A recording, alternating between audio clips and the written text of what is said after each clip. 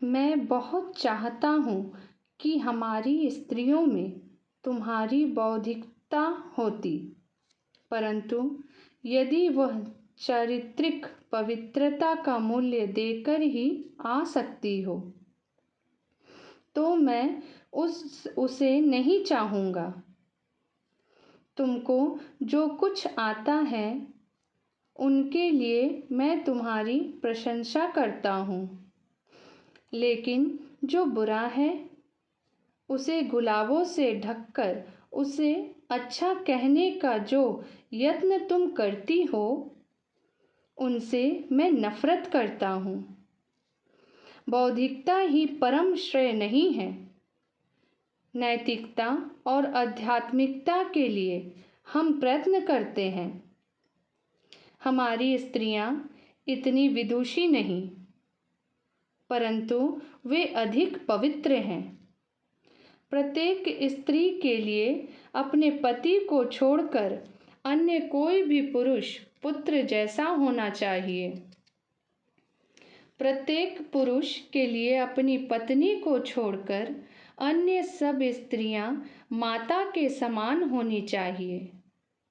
जब मैं अपने आसपास देखता हूँ और स्त्री दक्षिणी के नाम पर जो कुछ चलता है वह देखता हूँ, तो मेरी आत्मा ग्लानि से भर उठती है। जब तक तुम्हारी स्त्रियां यौन संबंधी प्रश्न की उपेक्षा करके सामान्य मानवता के स्तर पर नहीं मिलती, उनका सच्चा विकास नहीं होगा। तब तक वे सिर्फ खिलौना बनी रहेगी और कुछ नहीं। यही सब तलाक का कारण है। तुम्हारे पुरुष नीचे झुकते हैं और कुर्सी देते हैं, मगर दूसरे ही क्षण वे प्रशंसा में कहना शुरू कर देते हैं, देवी जी, तुम्हारी आंखें कितनी सुंदर हैं। उन्हें यह कहने का क्या अधिकार है? एक पुरुष इतना साहस क्यों कर पाता है? और तुम स्त्रियां कैसे इनकी अनुमति दे सकती हो? ऐसी चीजों में मानवता के अधमतर पक्ष का विकास होता है। उनसे श्रेष्ठ आदर्शों की ओर हम नहीं बढ़ते। हम स्त्री और पुरुष हैं। हमें यही न सोचकर सोचना चाहिए कि हम मानव हैं, जो एक दूसरे की सहायता करने और एक दूसरे के काम आने के लिए जन्मे हैं। ज्यों ही एक तरुण और तरुणी एकांत पाते हैं, वह उनकी आशंसा करना शुरू करता है और इस प्रकार विवाह के रूप में पत्नी ग्रहण करने के पहले वह 200 स्त्रियों से प्रेम कर चुका होता है। वाह, यदि मैं विवाह करने वालों में से एक होता, तो मैं प्रेम करने के लिए ऐसा ही स्त्री खोजता जिससे यह सब कुछ ना करना होता। जब मैं भारत में था और बाहर से इन चीज़ों को देखता था, तो मुझे कहा जाता था, यह सब ठीक है, यह गिरा मन बहलावा है, मनोरंजन है और मैं उनमें विश्वास करता था। परंतु उसके बाद मैंने काफ़ी यात्रा की है और मैं जानता हूँ कि यह ठीक नहीं है, यह गलत है। सिर्फ तुम पश्चिम वाले अपनी आंखें मूंदे हो और उसे अच्छा कहते हो। पश्चिम के देशों की दिक्कत यह है कि वे बच्चे हैं, मूर्ख हैं, चंचल चित्त हैं और समृद्ध हैं। इनमें से एक ही गुण अनर्थ करने के लिए काफ़ी है। लेकिन जब यह चारों एकत्र हो तो सावधान। अब देखें, धर्म इस पर क्या कहता है। हिंदू धर्म संत्वना लेकर आता है। आप एक बात स्मरण रखें, हमारा धर्म शिक्षा देता है कि विवाह बुरी चीज़ है और वह कमज़ोरों के लिए है। यथार्थ धार्मिक स्त्री या पुरुष तो कभी विवाह ही नहीं करेगा। धार्मिक स्त्री कहती हैं, परमात्मा ने मुझे अधिक अच्छा अवसर दिया है, अतः मुझे अब विवाह करने की क्या ज़रूरत है।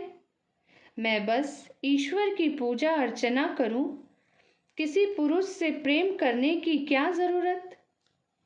शक्ति पूजा केवल काम वासनाएं नहीं है, यह शक्ति पूजा कुमारी सधवा पूजा है, जैसी हमारे देश में काशी, कालीघाट प्रभृति तीर्थ स्थानों में होती है। यह काल्पनिक नहीं, वास्तविक शक्ति पूजा है।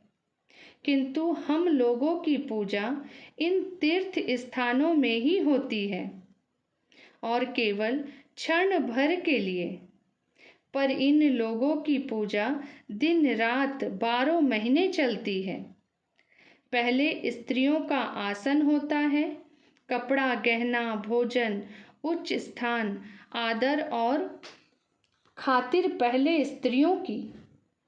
यह शक्ति पूजा प्रत्येक नारी की पूजा है, चाहे परिचित हो या अपरिचित, उच्च कुल की और रूपवती युवतियों की तो बात ही क्या है। पुरुषों के लिए जैसे शिक्षा केंद्र बनाने होंगे, वैसे ही स्त्रियों के निर्मित्य भी स्थापित करने होंगे। शिक्षित और सचरित्र ब्रह्मचारिणियां इन केंद्रों में कुमारियों को शिक्षा दिया करेंगी। पुराण, इतिहास, गृह कार्य, शिल्प, गृहस्थी के सारे नियम आदि वर्तमान विज्ञान की सहायता से सिखाने होंगे तथा आदर्श चरित्र गठन करने के लिए उपयुक्त आचरण की भी शिक्षा देनी होगी। कुमारियों को धर्मपरायण और नीतिपरायण बनाना पड़ेगा, जिससे वे भविष्य में अच्छी गृहिणियां हो। वही करना होगा। इन कन्याओं में से जो संतान उत्पन्न होगी, वह इन विषयों में और भी उन्नति कर सकेंगी। जिनकी माताएं शिक्षित और नीतिपरायण हैं, उनके ही घर में बड़े लोग जन्म लेते हैं।